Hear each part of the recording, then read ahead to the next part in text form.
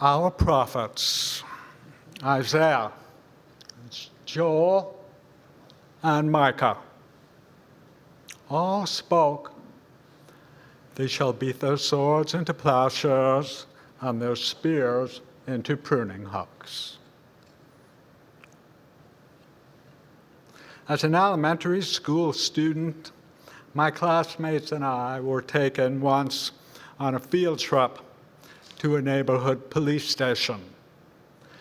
As well as engaging in a tour of the facility and listening to a presentation by the officer in charge, we witnessed a practice session in target shooting.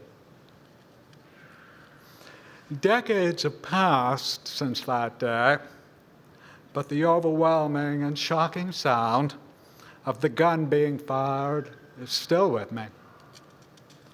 As many of you know, I do not hear everything, but even now, I can still recall the effect on me of that gun being fired. The wave of reverberations and being so unsettled by it have never left. That moment, and as an 11-year-old, began, in all likelihood, the development of a conviction from which I have not wavered. It's the belief that firearms, unless in the hands of law enforcement officials, those whom our communities have entrusted to protect us and to preserve peace, are unnecessary. Our Jewish textual tradition makes allowances for self-defense. That is, if someone is intent on harming you, you are obligated to harm her first. And in an era, unlike so many others of our Jewish past, where anti-Semitism continues to plague us, there are those who assert that Jews and our communal institutions should be first in line to acquire firearms as a means of protection. But more guns in schools, colleges, universities, community centers, and synagogues.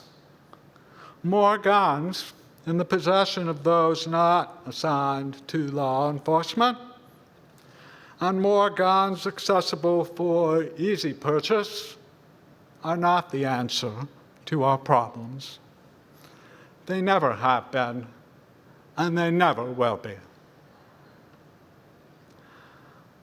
I'm by no means a constitutional expert, Canadian or American, but I can count, and so can you. The McDonald's restaurant in San Ysidro, California in 1984. Columbine High School in Colorado in 1999. Sandy Hook Elementary School in Newtown, Connecticut in 2012. The Pulse nightclub in Orlando, Florida in 2016. Marjorie Stoneman Douglas High School in Parkland, Florida in 2018. The Walmart in El Paso, Texas in 2019. The Tops grocery store in Buffalo in 2022. Robb Elementary School in Uvalde, Texas in 2022. And these are just a few. There have been and continue to be countless others. And here in Canada, the École Polytechnique in Montreal in 1989, the Islamic Cultural Center in Quebec City in 2017, and the Nova Scotia Massacre in 2020. Again, these among others. Few persons love the United States more than I do. That land was my home for 12 years, and in ways too numerous and ephemeral to list, it still is. But with the passage of time and the unfolding of one catastrophe after another, it becomes increasingly difficult to empathize with or even try to understand the country's determination to preserve rights of an ordinary citizen, again, one who is not law enforcement or member of the armed service, to own a firearm. As I just remarked, I owe it to myself to be better versed in the U.S. Constitution as well as our own Canadian Bill of Rights. But when I read or listen to those vital words of the Constitution's Second Amendment, I visualize a totally different America from what exists now in the 21st century. Because here in the 21st century, I do not visualize frontier lawlessness. I do not visualize the threat of foreign invasion. I do not visualize physical danger hidden around every corner. And I do not visualize the need for militias, whatever that entity may be. And I do not visualize anarchy. Rather, I witness today those who persist in adhering to a document and ethos articulated more than 250 years ago, when America and our entire world was in ways far too numerous to count, so different.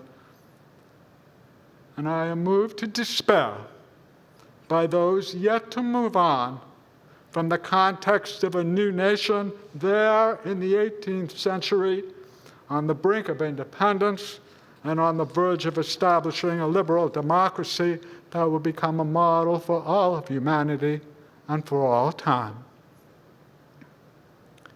Here in Canada, I am despaired by the words of a provincial leader who, rather than expressing support for our federal government's current initiative to impose control on gun purchases, chose, in disparaging and what were no doubt intended to be snide terms, to label those initiatives virtue signaling. But if virtue signaling on the part of our federal leaders will serve to reduce access to firearms, alleviate fear and anxiety, while elevating confidence in our government's capacity to respond to this crisis, then who among us cannot support it?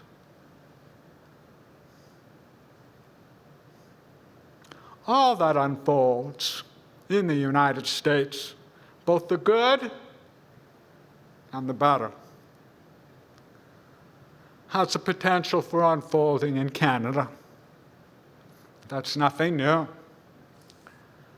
We must only hope and pray and pay careful attention to events presently occurring in Washington, D.C. and in Ottawa as they pertain to measures of control. That is, the limitations to be placed vis-a-vis the purchase of and accessibility to firearms. Now, as always, we must consider so thoughtfully the kinds of communities we want to live in and be proud of. We're ordinary shoppers, persons attending their houses of worship, moviegoers, those partaking in other forms of entertainment and recreation, and school children may undertake what they love with a measure of knowledge that they will return home safely afterwards.